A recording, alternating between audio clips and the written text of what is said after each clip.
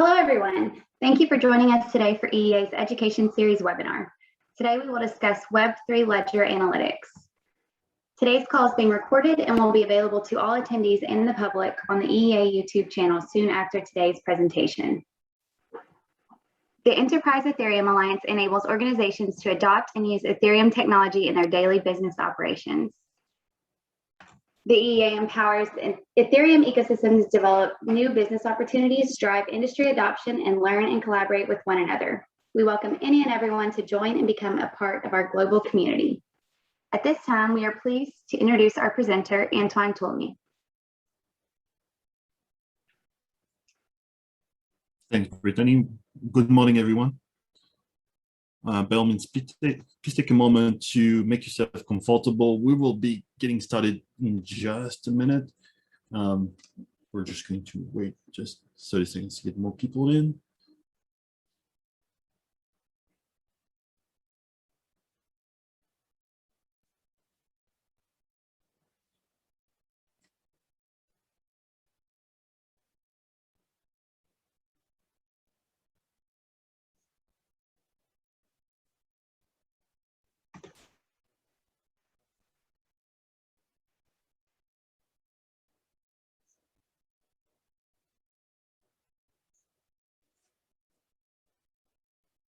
All right, folks.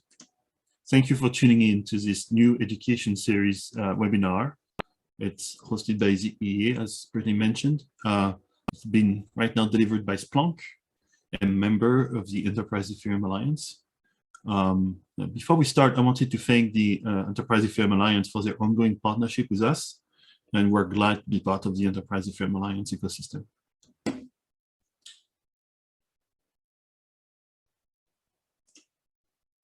We're going to be making forward-looking statements in this presentation. This is important for us to understand. They are not guarantees of future performance. Please let me direct your attention to the last paragraph in particular. Any information about our roadmap outlines or general product direction and is subject to change at any time without notice. Thank you. Folks, we made it to the most vaunted slide of our session, the agenda slide. We're going to cover some ground today by working our way up from raw block and transaction data to talking about transactions themselves, their integral data, their events. We're going to use that towards understanding gas analytics. Then we'll move our way up to understanding business use cases using Ethereum data to be performed with on-chain activity watchers.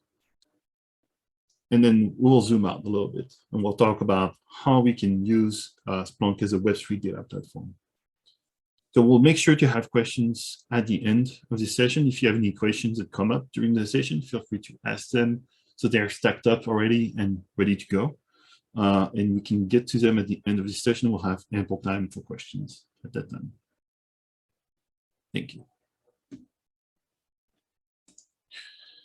Now let's talk about blocks and what's actually happening whenever you actually open a block on a blockchain endpoint. This is an RPC call that's getting the latest block out of the mainnet yesterday afternoon on Infura, right?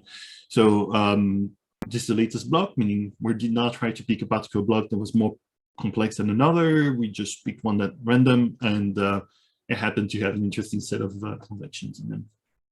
Now you can see there's a number of things here which are kind of standard to the JSON RPC response, the 2.0, the ID, and then you have the result itself, which contains also some interesting information in terms of informational biases around the block, such as its fee, its gas, its hash, its difficulty, and then a logs bloom itself, which is mostly F right now, so 7 here, so the log bloom was not overused too much. Then you have the miner, and then very quickly you get to the first transactions that are part of this particular block. Here's the list of transactions, some information about the transactions themselves, and then the input themselves. Right? This is what's actually stored on chain. Here you see it in hexadecimal format, but really you're storing bytes on chain. You're not storing information that is readable by default. You're not storing information that you could sparse using, let's say, SQL database by default, right? All this information is compressed, is optimized for cryptographic verification, and it's already, in a way, been made available to you as a human readable format using this hexadecimal format, believe it or not, right? If you were to look at it on chain, it's using a different algorithm called RLP to represent most of that data, and using all sorts of customized storage systems to store that data. So let's look at this a bit more. What's actually in the block? In the block, you have all the elements here. And shout out here to Lucas Sadenham, who did the work of putting this very good picture circa 2018 into a nice format. This is very useful till to this day. Thank you, Lucas. So here we have a block header and we have a block body. Sometimes we just want the header because it contains a lot of information already. And sometimes you would want the body. Let's talk a little bit what that looks like, what's important in that, why those different parts play together. So the most important thing about a block header is that it needs to be cryptographic proof and a kind of a set of changes that are happening to a blockchain. Now, if you want to think about a blockchain in maybe computer science terms, that every block is a transition between two different states, right? Two different set of changes to a database, to data that is going to be stored on chain. So that data here is going to be rooted in what the former block was. The first thing you're going to look for is the parent hash. Are you attached to the last block? And are you part of the canonical chain? Or are you a block that makes no sense, that's just being floating in the ether, has no relationship whatsoever to the existing chain? So the parent hash tells you where it's coming from, where to insert that block in the chain. The number is also kind of useful, though it's just a number. So it could be made up. It could not actually be part of the chain as it should be. The parent hash, the number, the difficulty, the mixed hash, and the nonce are used with the proof of work algorithm to check that this is actually a valid block. This is not a block that is being created out of thin air, right? There's a cryptographic proof that this is a block that has a solution according to the proof of work algorithm. The almost hash is also used as part of that proof. It's just a set of IDs of all the blocks that didn't really make it to the chain, but that you witnessed. Those uncles or omers have a less interesting difficulty than the difficulty that you're able to get for that block. So you think that block is better because it has a better difficulty, therefore it should be used. The beneficiary of the block is the address on chain of whoever mined that block successfully and should therefore get rewarded for doing the proof of work of that block. We also call it the Coinbase, right? Then there are three different tri trees. Really interesting. The first one is state root. I told you, when you look at blocks, there are transition of state between different blocks. So the state root is a cryptographic proof of your state, of the changes of values, of all the accounts, of all the balances that are happening on the state, right? So if you look at the world state tray, it will look like this. It's a hexadecimal tri-tree, Patricia Merkle tri-tree, right? And so this tree itself has 16 leaves, is what that means. And every one of those leaves is going to contain an account state, which has been serialized using RLP, which is then hashed to become a hash in that tree here, which has a nonce, balance, a storage root, and a code hash. So if it's an account, for example, and it's a very successful ERC20 token, its storage root may have a lot of information about the token holders, and the code hash would be the hash of the code of the contract that defines the ERC20 token. You just store the root in this tree. The account storage tree has its own little set of values for itself, and it's stored separately from the rest of the world state. So you can actually have the same database to store the raw values, but most of the time they will not collide, right? They won't be able to collide because of the space available. Then you have the receipts root. The receipts root is the proof of the execution of all the transactions that were part of this particular block. So the receipts tree is just going to be the 32 byte hashes of every one of the logs that came through, of the receipts that came through the execution of the transactions. Using also RLP, you concatenate all the bytes in a nice manner, then you hash that, we get to a root node, and you get to a proof that all the receipts were coming together as part of the execution. And the transaction root as well, which is just going to be all the information about what is being inputted into the chain, right? What is it that you wanted to get as a result? So if you have the transaction root and the receipt root, you can actually replay a block to make sure that you're getting the right transactions from wherever, and then you're getting the right receipts and that they match, that you're actually getting the right execution. The logs bloom is a nice little, friendly data structure, which has been added to a block, which is going to be computed of all the logs being exposed and created through the transactions.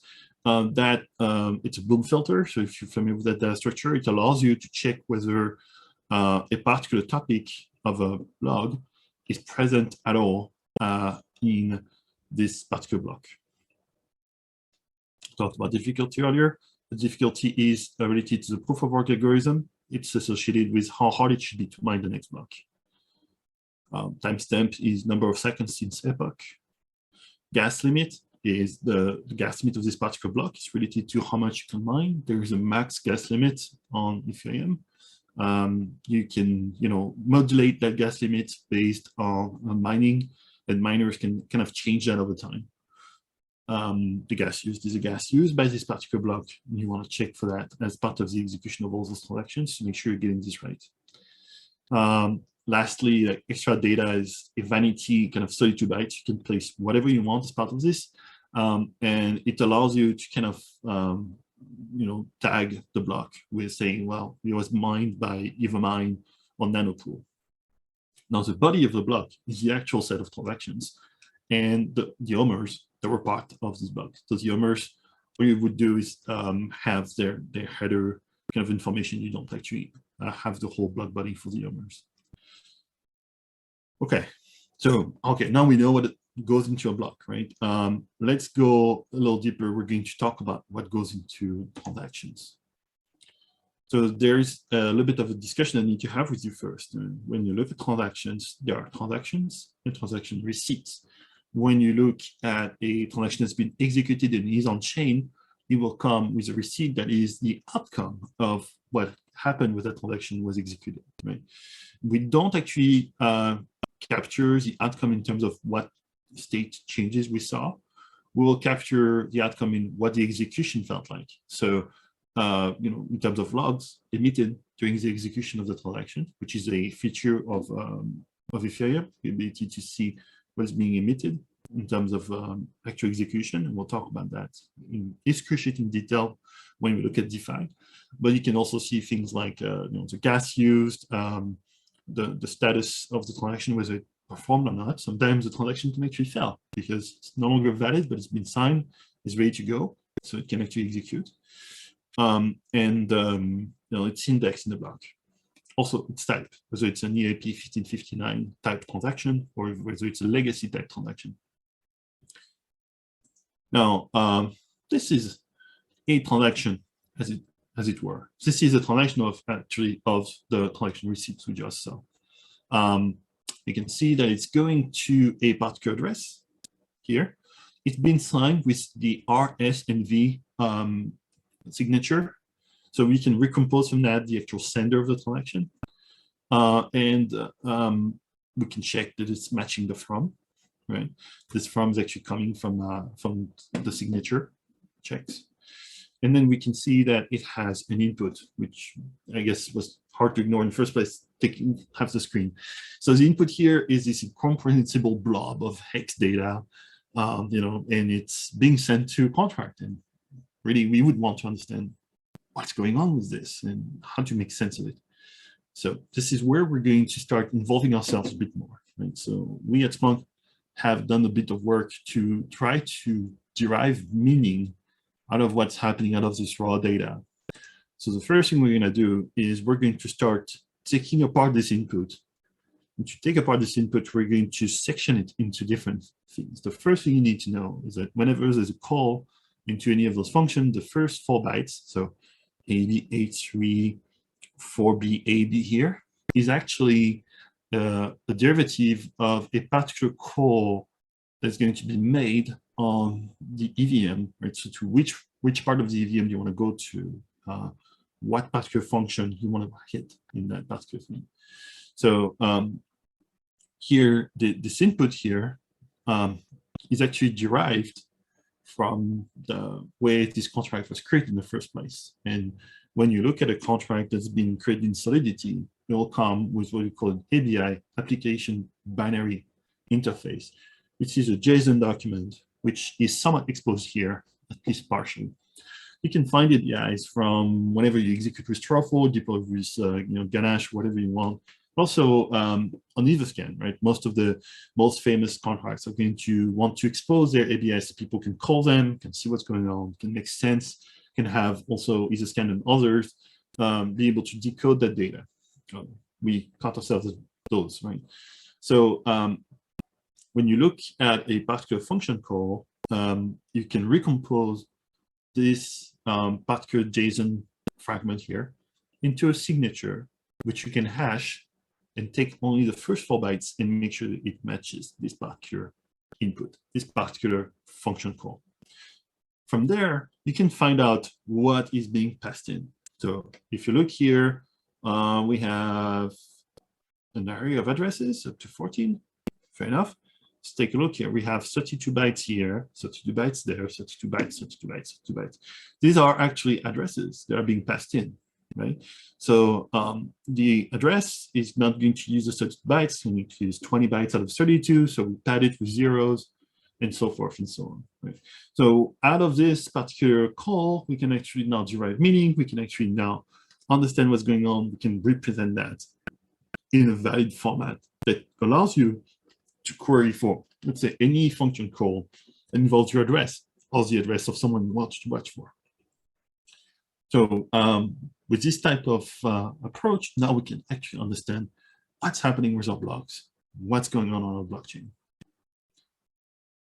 Okay, that's the top level, right? Now, if you go back, which is the receipt of that transaction again, right? Exposed, available to you, and you can see that as part of the logs, we have topics here being exposed. We also have sometimes data that is available to us, and we'll see how we can query that to see what the execution felt like and what was being logged as part of this. So that's coming up. We'll be able to make sense of it. Now let me take a look a little bit from the ground up, all the way up. We're going to talk about the fact that you can look at Splunk data, you can look at what's going on chain, and you can look at even the raw data if you choose to using Splunk. So first off, I'm going to take you to a little bit of a presentation we have here, where you can see a number of all different chains right now.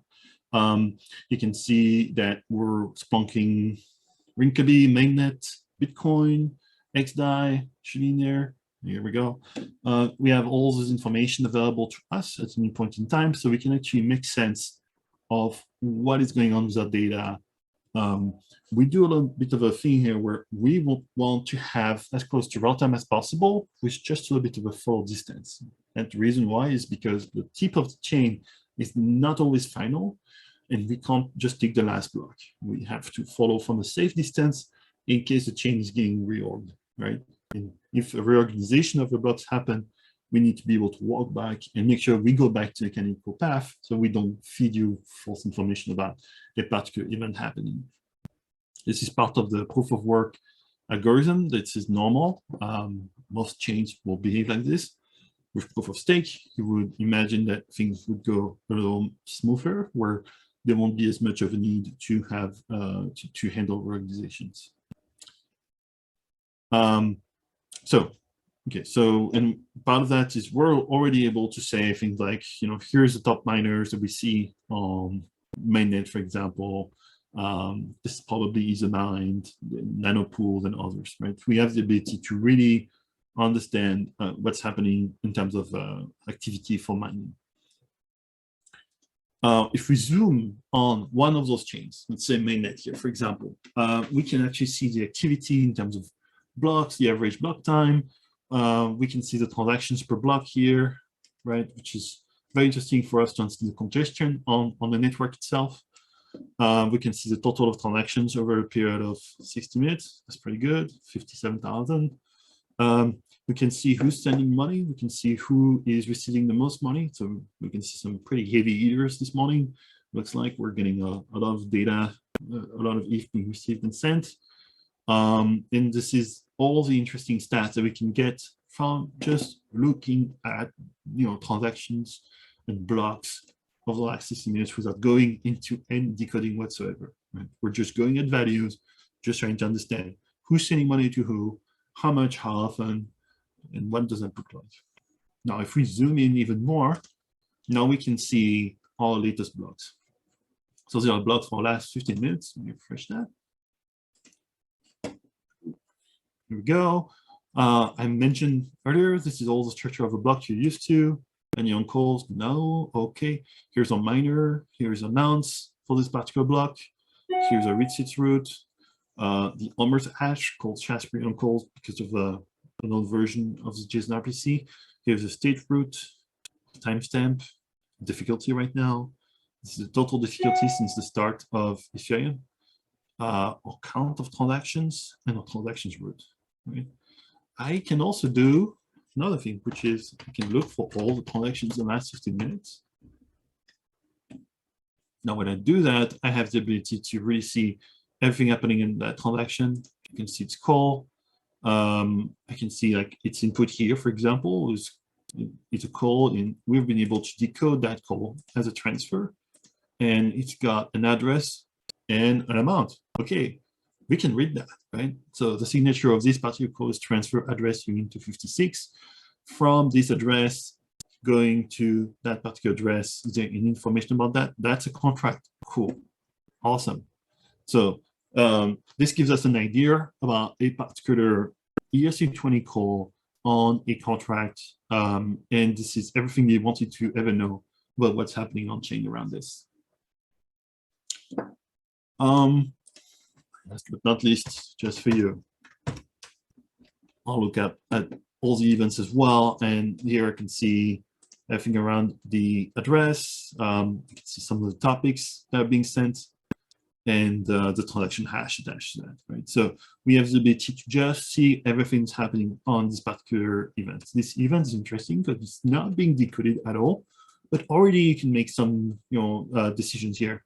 For example, this is a DDF252, and it's transferred because I've now looked at X code for way too long between two different methods, but it's not normal transfer because it doesn't have the amount. Well, the amount is here. The amount is here. That's right.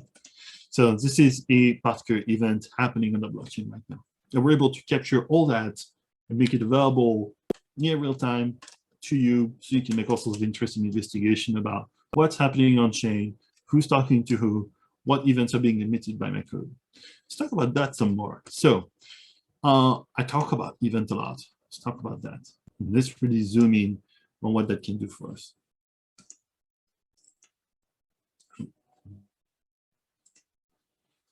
So we'll talk about events. Let's talk about it from the point of view of someone who's trying to do anything with the chain, right? So you're in Solidity, you're a developer. Why do I have to care about events and logs and things like that? This is bothering me, Antoine. I don't completely understand, right? And by the way, emitting events is not free, right? It's actually costly. You want to make sure from a gas perspective, you're not doing that all the time. However, if you're in a private, of course, if you're in a permission environment, then things are different. There's no gas. Go ahead, right? Have fun. More merrier. In your Solidity, it looks extremely tame. It's just that you're developing a contract. You want to tell everyone that you're doing a deposit. And this is taken from the Hello World level tutorial, right, on tutorialspoint.com. Feel free to go and check it out. You're going to have a number of things in there. What's interesting is those two things are called indexed, and this one is not. Cool. All right. So there are three fields: an address, a byte 32 of an ID, okay, and a value. Fair enough. Now, in the middle of your code, you want to emit that slug. You're going to just emit deposit with a message sender, which is the address of the person sending the message, the ID of the deposit, and the value, so how much money is being deposited into the contract. What's interesting here is indexed. The indexed is going to map to a number of log topics that will be actually available to you as 32-byte words in the transaction receipt when you look at the end. So for example, here in the topics, the first topic is always there no matter what. I'll explain what that means in a sec. The second here and third and fourth are actually values which have been indexed, right? So they are available to you directly and you can read them. But the rest of the values which have not been indexed, such as the value here, are going to be part of this data field, which is just a series of eea-encoded 32-byte words. So for example, when I was just earlier in my search and looking at this data is probably the value, but it's not being indexed. It is not available to you directly from up there. Not a big problem, because now we know, looking at the signature, we know what is indexed, what is not. We can actually make sense of what is going to be available to us in the topics and in the data. And now we know how to cut the index byte data, the data itself, which is just this set of bytes, to actually make sense of what is being stored in there and render it in a nice JSON format. This is all coming back to the yellow paper. This is actually a screenshot of the yellow paper, right? We call this the accrued transaction substate, or accrued substate for short.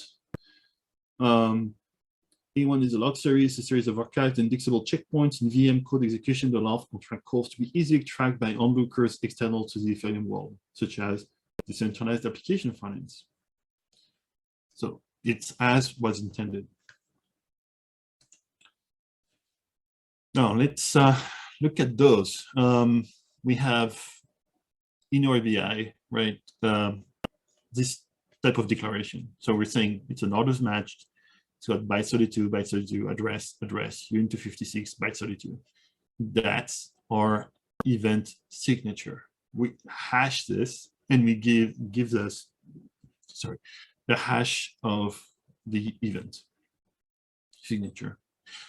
That hash, if you look carefully below, is actually stored right here in the topic. It's the first topic always. What it allows us to do is, whenever we know what to look for, and we have the ability to ingest all those API signatures, we can then make sense of the rest of the events. And all of a sudden in Splunk, you'll start seeing things happen where we're saying, okay, the name of this was orders matched. The first type of this is byte 32. Cool. And the byte 32? Sure. Then an address. Okay, the address now is being represented nicely here, and you can start search for that explicitly. Right? And then unit 256 here being represented as number as it should be. Right? So now you can make sense of what's going on chain, and you can really go deeper into the values you're getting. So we extract all this, we make it available to you. Why do we care? Well, all of a sudden now you know what's happening on chain. Sometimes when you have transactions happening on chain, you don't actually know whether your party contract has been called or not. This is because contracts can call each other. This is composable Legos. This is one of the foundational moments of DeFi. You don't actually know what a particular transaction is calling, because it could be a proxy to call to another contract. Instead, the source of truth is always going to be the receipts and the logs that are emitted. So now we can do interesting things. We can start looking over time at what type of events are we seeing. And you know what? We can also correlate that to gas prices, because we can see that sometimes a number of events, such as proofs, will contribute to high gas prices because they create spikes. We're thinking here about our friends, doing stuff with NFTs. So let's go a little deeper here. We're going to talk about Ethereum gas analytics. So this is our current view of Ethereum. By the way, this has been this is being kept up to date as much as possible. This is also public. You can go see it right now, ethereum-gasanalytics.com. And this is a view of what we see on mainnet in the past hour. We'll see here that this is the latest gas price, which is actually pretty expensive. Average gas price right now is not a good time for you to transact. You should probably wait a little bit if you can. We see all sorts of interesting, like how much people are putting in to make it happen. In the last hour, we had quite a few gas fees. There's a lot of activity on chain right now. Here we have a trick which I love. We're using Splunk machine learning capabilities to kind of predict in the future what you should see in terms of gas prices in the next 30 minutes. This is not financial advice. Please don't take this as a way for you to go about your financial transactions, but I find it interesting. We're trying to put our best foot forward and kind of predict what the traffic is going to be on Ethereum with a very short window into the future, because we don't think we can do multiple hours right now. That's a different discussion we can have if you want. And then we are able to do all sorts of interesting, prediction around gas price based on what we think we know, based on the patterns that we've seen from the network. We used to have really nice spikes here of just NFT mints that were kind of taking over everything. We're seeing less of that right now, which is quite interesting. It's kind of a revert to the norm of people just moving a bunch of ERC20s, and especially everything around USDT, USDC. I still see some OpenSea. That's great. Looks like MetaMask is being used quite a bit. And so we have the ability to really see what is going on in terms of use cases. Some of those we're able to tag. We're able to say, this address, we know where it's coming from. This is something we've seen before. We have some metadata about it, so we can actually put a name to it. So yeah, this is interesting. Note, however, by the way, that we're able to get dollar prices. So it's really useful for people to be able to make that more count for themselves. And I'm going to explain how we do that in a minute. Let's go back. Let's talk about on-chain activity watchers. And this is where I'm going to talk to you about those dollar figures I just saw. We're going to talk about 3 different types of watchers here, but really the sky is the limit. So the question now before us is, what is there to get in from a blockchain? So you have a bunch of data that is being stored and shared across, millions of people, billions of people, right? Is there anything in that data that's actually useful? We're a data company. We're here to answer that. Let's see, we have 3 things we can think of today: Oracle data, token activity, anything around sales. And I'm making a difference between token activity and sales, and we'll go into that. Let's go talk about Oracle data for a second. It's not a drawing for me. I'm not that good. This is all about Chainlink, right? So Chainlink itself here, it's one of the Oracle systems, probably the one that has probably the most matured. I don't know, tell me if I'm wrong. But we've had fun using it because it got every pair of every currency exchange for every token to dollar price, right?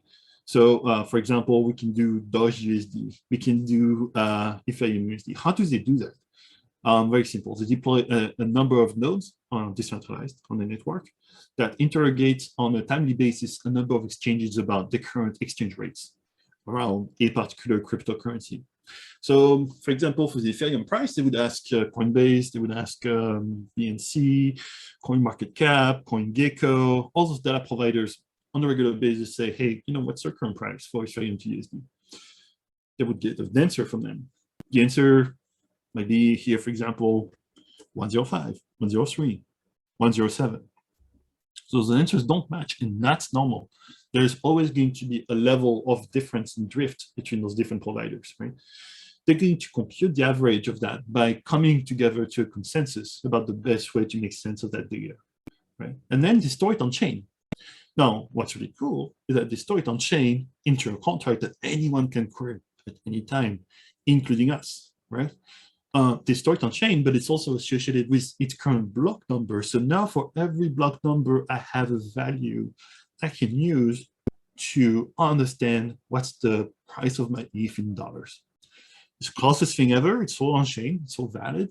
And it's not really me making that call. It's not really them making that call. It's the whole community coming together in the decentralized manner to put on chain the best guess they have about the price of ETH for that particular block.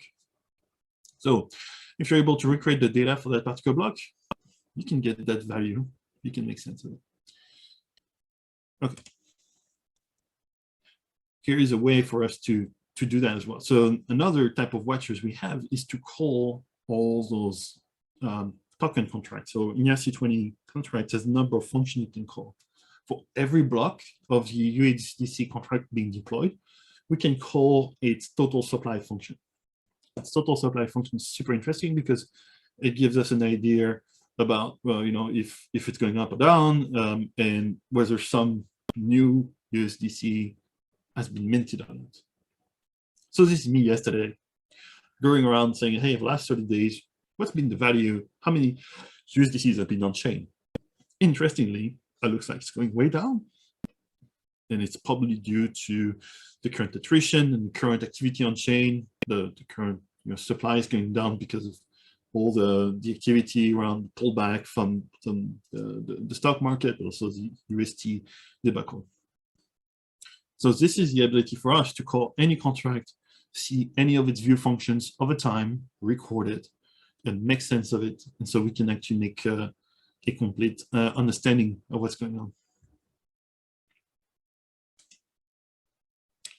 And finally, we have on-chain activity watchers around token transfers. So I love to see my address or some address, right, and see the balance of the time.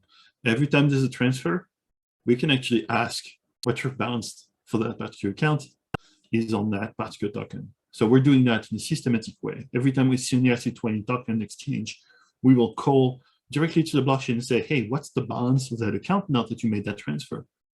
And we're recording information in the answer. And it gives us a vivid view into the level of transfers in your balance over time in USDC. So that particular person, for example, a month ago, had around $15,000 in terms of USDC stored in their account, and then they played around a little bit, went up to almost 30,000. Now they expanded quite a bit, and then it's going up and down like this, right? So we have the ability now to watch particular accounts. If you get hacked, then you might want to put an alert on that. If you want to see your taxes at the end of the year, you might be able to track this. This is also very useful for DeFi customers as well to see what the balance of a particular account is as they need to resupply, or if they need to be part of an Oracle network, even they must have enough of a particular token to execute their transfers. And here's my bonus slide. Let's find one more thing here. We're going to talk about NFTs. We have the ability to watch what's happening on chain with NFTs, but we went a little further. We also have the ability to ingest any of that metadata, that sweet JSON file that comes with all those NFTs, and ingest that and just include it as part of the event. So, for example, here we have a yellow skin, blue bow elf NFT. Beautiful. Lots of nice markings. Looks rare enough to me. And it's being stored on IPFS. Here is its image, right? We can get to that IPFS URL. Its current number, ELF4985.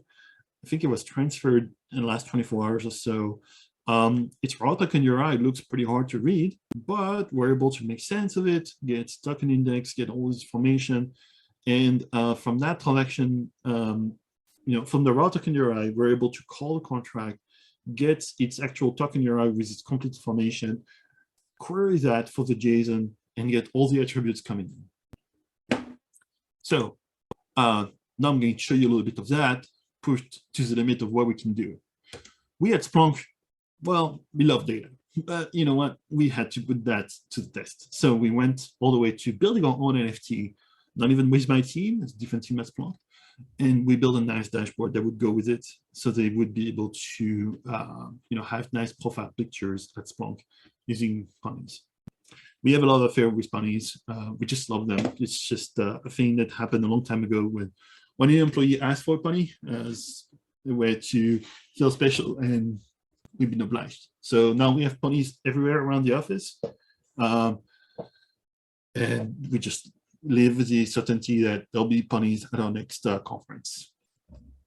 So in that particular case, we were told at the time, you should only mint one. There's only so many of them available. Please do not mint the whole thing. Fair enough, but that guy showed up, and I don't know who that is, but they're pretty naughty, right? 63 bunnies just to themselves.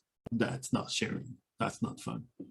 The other thing we can do here is we can see all the attributes over time, and we can see how rare a particular bunny is, right? So we can see which one are the rarest. We can see also all the activities in terms of transfers. Are people minting them? Are people passing them around to their friends? We have 20 transfers to date, which is pretty cool. We have had 302 minted, which is pretty cool. We haven't met yet to the top of, we haven't minted all of them yet. It's kind of a nice Easter egg for Splunkers to find out as they join the company. Okay, that's kind of cool, but hey, that's just our own internal NFT. Let's talk about something we don't actually control, like POAPs. Right, so here we have a POAP view, which is happening on the XDAI chain. The XDAI chain is a fast chain not using proof of work, using some level of a click-like consensus, which has now been part of it. It's now backed by proof of stake. So has the ability to really have a fast block time, low gas fees, very good for this type of type of token. So we have the ability to see all those interesting descriptions about what's going on. We can see where you should be if you want to get a POAP token these days. Definitely need to be in festival land, right? There's still some in Amsterdam. Looks like that was hot. Web3, okay, that's an interesting city. So we have the ability to really see what's going on over time, all the transfers, the mints in the last 24 hours, just exploding, in my view, even the burns and all that. So this is interesting for us. We can actually track real time the activity and the popular function of all the events. Let's go into kind of a view where we can see a particular NFT here. This is the My Show happening yesterday. Look how cool this is, right? So we have the ability to now see, how's it minting a lot?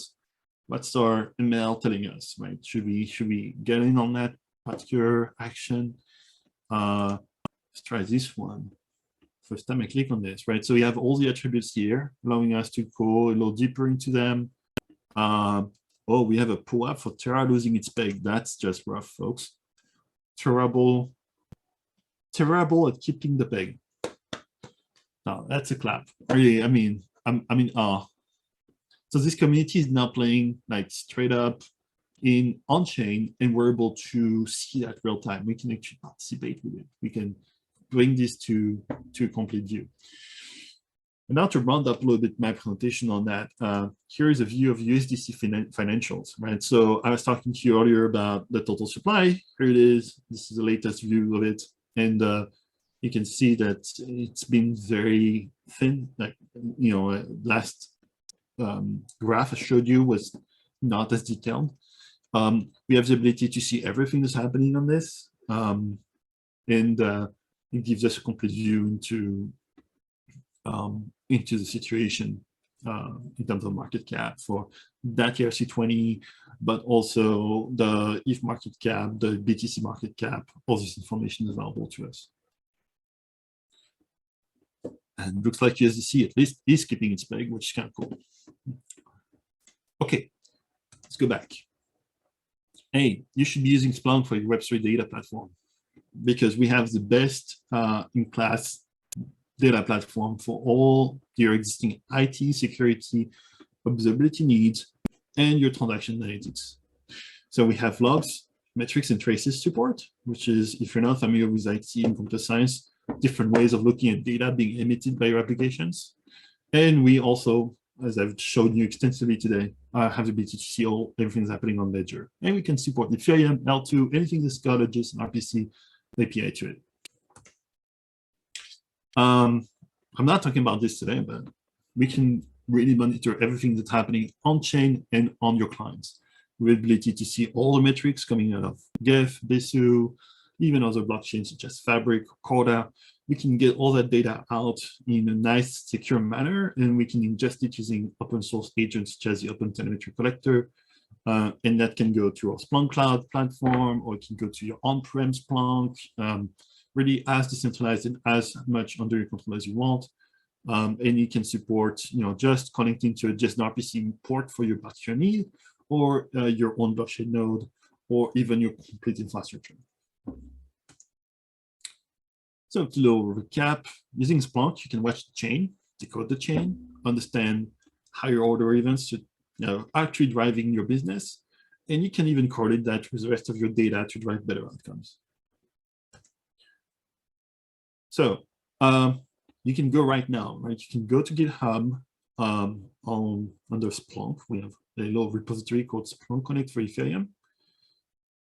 Please make sure to start, so we can count you in our stargazers. We can be in touch with you, and you can get self-updated with where we are. And it's a great way for you to get started. We have examples underneath. We can have you play with all sorts of interesting approaches, so you can really see what's happening with our with this open source tool. Thank you. It's great having you over, and I hope I gave you a lot of interesting technical details. Please, feedback is welcome. Tell us what else you'd like to see. I'm going to just do a bit of a shameless promotion. We have a .conf 22 coming up in a month. You should register, you should come. We're going to have a whole lot of blockchain people showing up.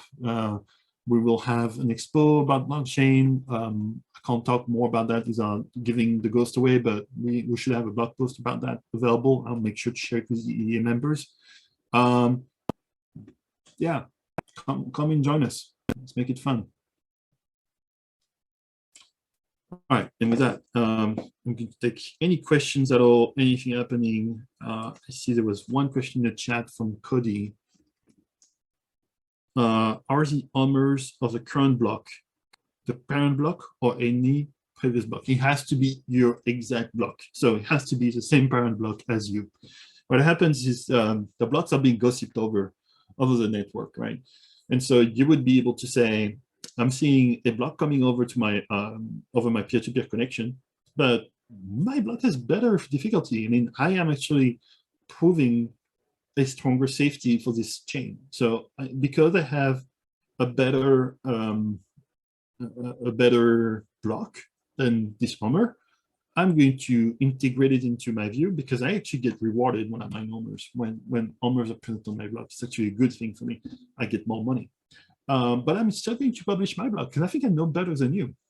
And then when you push that out, every other node on the network is going to compare and say, this block is better. It's got a better reward to it. It has more owners. We should use that instead of the block that's been propagated so far. And they will replace the tip of the head of the chain with this new block.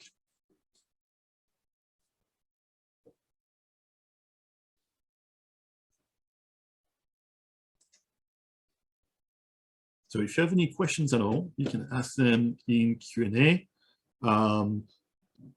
If you like to know everything else, you have any feedback, anything at all about the content of the presentation, anything I may have missed, if you want to keep me honest about something I may have misspelled or went too fast over, it's a good time for you to do so.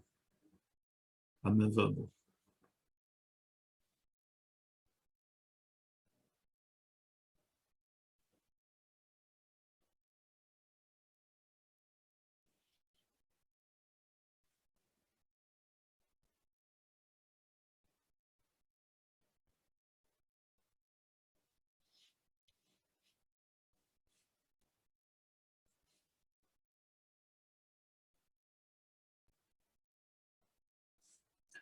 All right, we have a question from Ken here. What are some features and capabilities we'll see in the future in the space?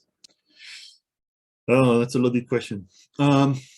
For us, in terms of ledger analytics and things that we like to see, I can tell you that at Splunk, we're looking to Splunk multiple chains at once, so we can actually make sense of what's going on in terms of exchanges, in terms of bridges, in terms of correlation between different chains. That might be, I think, useful to our customers and ourselves. The other thing we'd like to be able to do is better alerting, and we're starting to work on that with maybe some ability to tweet alerts, and you might be already familiar with well alerts, things like that. We will actually be able to go much deeper into what is available to folks in terms of understanding what's happening on chain. In terms of new interesting capabilities coming to chain itself. There's been a bit of a stall because of the move to proof of stake. The proof to proof of stake will not change the fundamentals of how this is arranged. It's just changing the consensus piece of how we come to a conclusion about whether a block is valid or not. So we should expect the same content. That said, there are two interesting R&D efforts, which I personally find interesting. They're not related to our Splunk effort.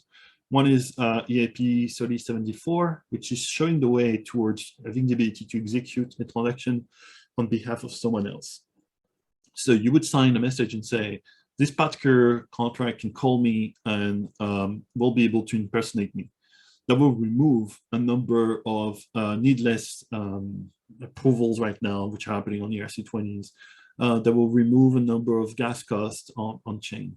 That will help with UX. That will allow you to do gasless transactions, which have been on the docket for a while. The other one that I like to talk about is virtual trees. I think you should be on the lookout for that. The idea is that you move away from having 16 nodes on every level of your tree to 256. So that makes much, much larger trees, which will allow you now to have less disparate data and less of a rearranging every time you have an update to your world state, cryptographic state. That will, in turn, allow you to have proof of a particular transaction effect on the world state, because you won't change and rearrange as much as the tree. So because of that, you will be able to just look at how the world state has been impacted by the execution of a transaction.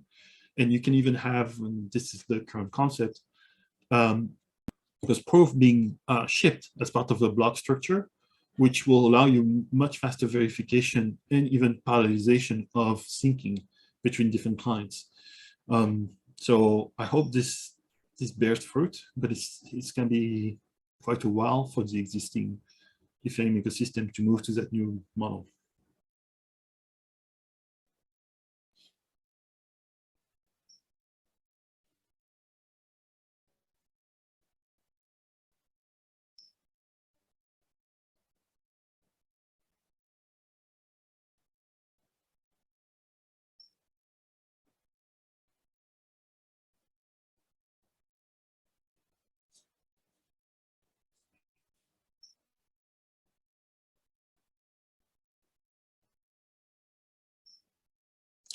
Thank you so much, everyone. It was great having you over for our education series. By all means, please be in touch and send us feedback. You can reach us at blockchain@splunk.com if you have any questions. It was, again, great having you.